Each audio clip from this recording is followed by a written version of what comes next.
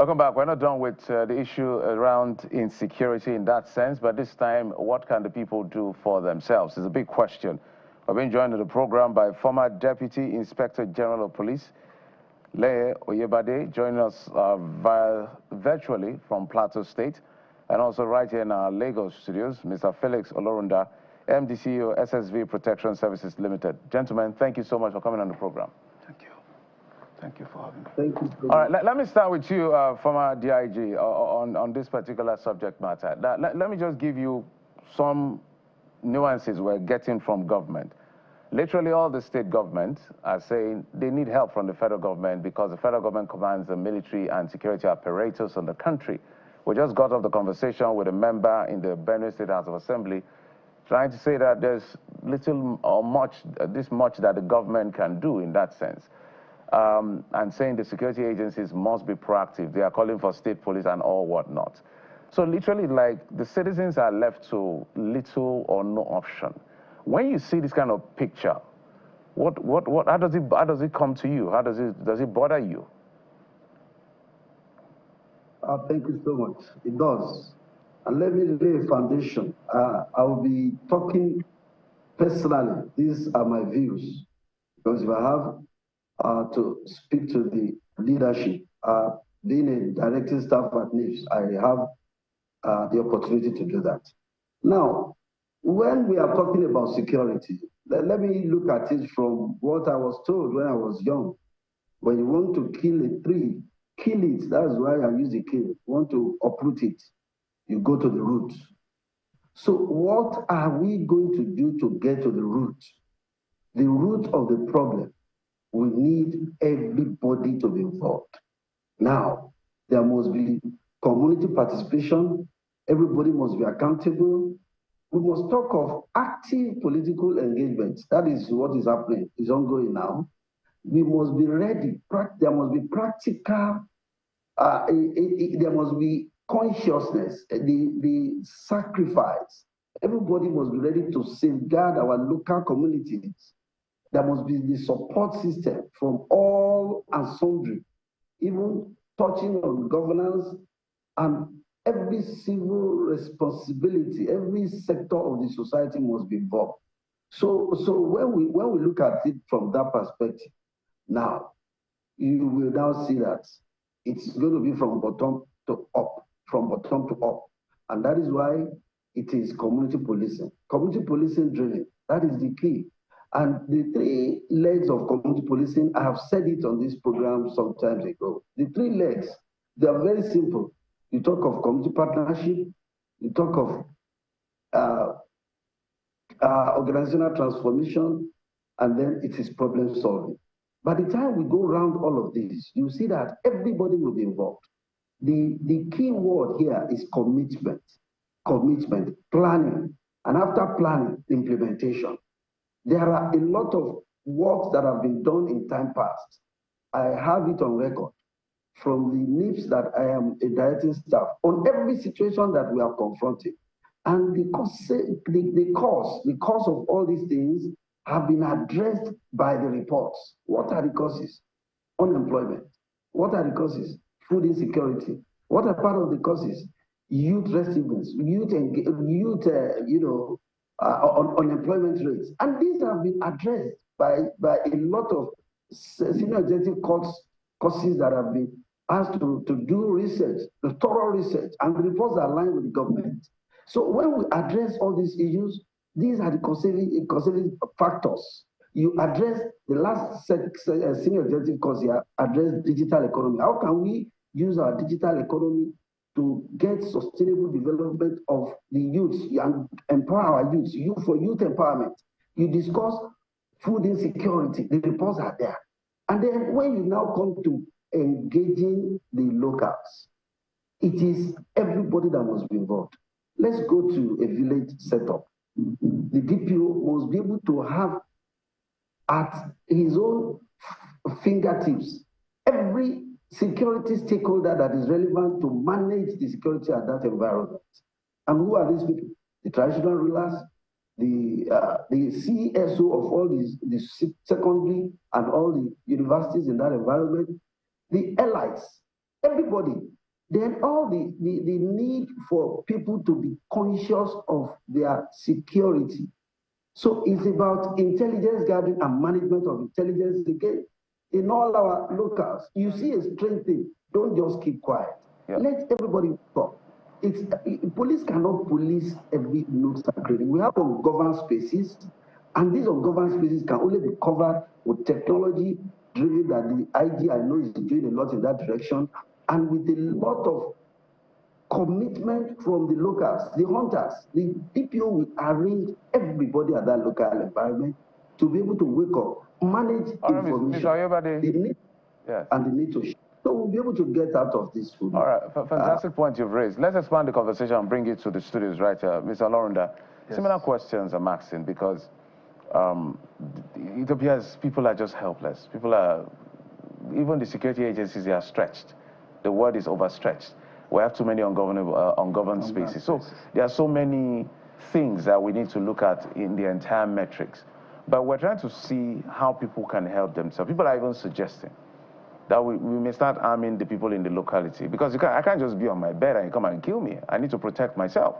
So do you subscribe to that, or is it too early for that call? No, I think that's the clear way to go right now. Because the people in the communities, thank God we now have local government autonomy. And they now have more resources. So they should channel that resources to securing the local community. You can't be depending on federal government, calling on the president. If local communities are attacked in Benue, in Plateau State, you are calling on the president in Abuja. What of the subnationals? What of the local government chairmen? What are they doing? So the local government chairman has to rise to the occasion with the resources now that they have, because of the local government autonomy that we now have. So they channel part of that resource that they have into securing those local communities. Those local communities now need to raise their first line of defense to protect their communities. You can't just allow invaders to come and take over your communities, kill your innocent wife and children, and occupy your central homes. It doesn't make sense. You have to do everything to fight and make sure that you secure your environment. And we have people who have served in the armed forces, the police, who have retired, who are living in those communities. Look at the former NYSC director that was kidnapped in Katsina State. He was just at home. He was a brigadier general. He was kidnapped. He was kept in the, just free recently. And we now have the security national security. We're going from one place to another to go and, free kidnap, those who have been free from kidnap. That's not what we should be having. We should have local communities who are empowered to secure the environment. They can't depend on federal government to do that for them. And how many men do we have in the armed forces?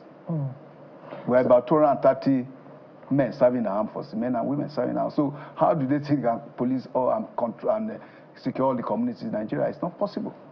So local communities that are empowered to contribute their quota to securing their environment also suggest to me the need for them to be economically empowered as well, such that they do not accept security from terrorists. And we've seen these play out in the Northeast and in the North Central, where they are compelled to pay taxes such that the terrorists can't protect them.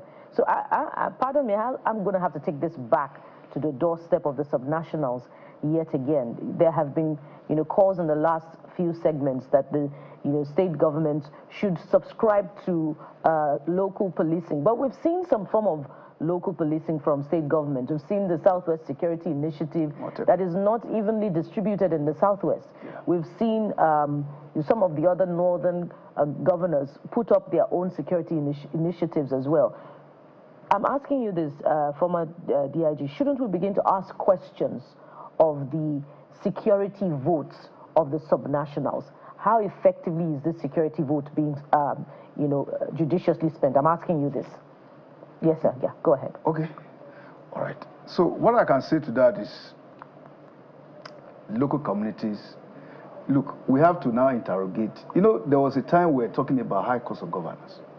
And that, let me tell you, I serve in the military. I serve in the Nigerian Army, retired military officer. And I know that the Nigerian Army, the people that we have on the field, they are not motivated. Because you find out, and the press can interrogate this, that when someone serves in the army for 35 years, what you get as your terminal benefit is what the political leaders take in a month in the parliament. Let's go and interrogate it. Let's go and, You know, so how can you have those men that are not, because we are talking of the economy of, and when these people retire, they go back to the villages to go and stay, and those are the people that the Marunda will go and kidnap their children, their wives. So we have a whole lot of issues that we need to deal with if we must get to the root of this insecurity in Nigeria. So the communities are not empowered economically. If you want to see poverty walking on its two legs, go to the local communities, not in Lagos, where people still manage to survive. In those local communities, you can see poverty, 5,000 naira means so much to people living in the community, because everybody there, poverty is like a common denominator in those local environments. In Nigeria, in any part of Nigeria, go and look at it, go and do. So now, with those people who are poverty striking, and they are now have to contend with this level of insecurity, they can't go to farm. Their mainstay is to go to farm, to go and see what they can get. And now, in my own community where I come from, Ondo State, at the time, the farmer could go to farm until Amotekun came with the former late governor. And now there's not an upgrade of that. That's why you see a relapse in Ondo State that's happening. So this issue has to be deeply interrogated going forward. That's a fantastic point, Dr. Lorenda. Let me take this to Mr. Oyebade and maybe get to speak to specifics now, because you talked about the policy bit, how this is multifaceted, and that's understandable. You know, security is not just one facet. There are different things that contribute to it. But we have a present challenge, Mr. Oyebade. And you know, when Dr. Lorenda talked about the local governments, for example, they tell you that they are still struggling to get this autonomy. They're still in court. You know, they're still back and forth. For the states, they'll tell you, well, we need state police. Let's have some sort of, let's be able to get AK-47s. Let's be able to get good weapons to defend ourselves in that sense. But the federal government, or at least the federal governance structure, has not been able to deliver that from the National Assembly before it now comes to, you know, the different states to vote on for a constitutional amendment. So, Mr. Oyebade, why is it tough for us to say, this is our security challenge, this is what we need to do to it, and let us do it? All right, let me quickly say 3 things that are very, very, very difficult. Now, resilience is built by awareness. Commitment is built by having trust and confidence in the leadership.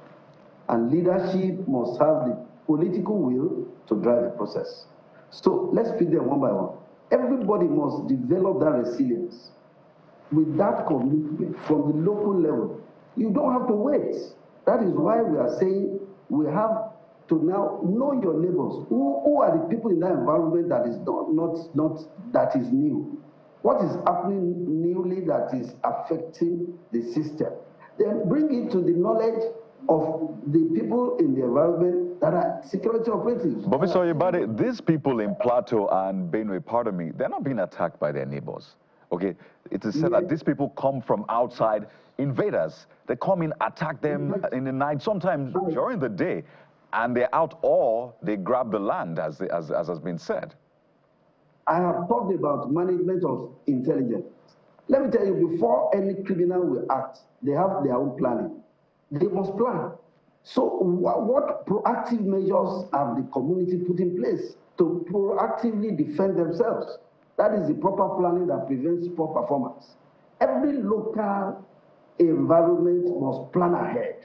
And that is why I have given that advice, that every community must strengthen their security network from that local base by every security stakeholder that is involved. Everybody must be involved. So when you now have the information, you now have the need to share and who to share the information.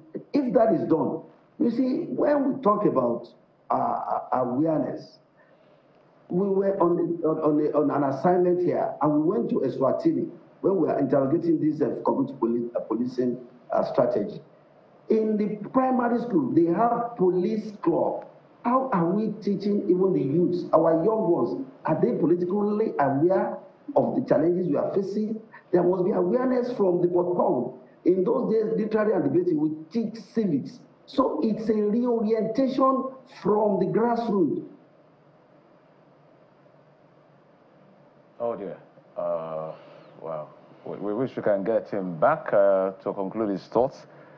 Mr. Leye Oyebade, former Deputy Inspector General of Police. But political awareness, the motel, all the voters, all the teachers, all the local traditional leaders, everybody is relevant in this assignment.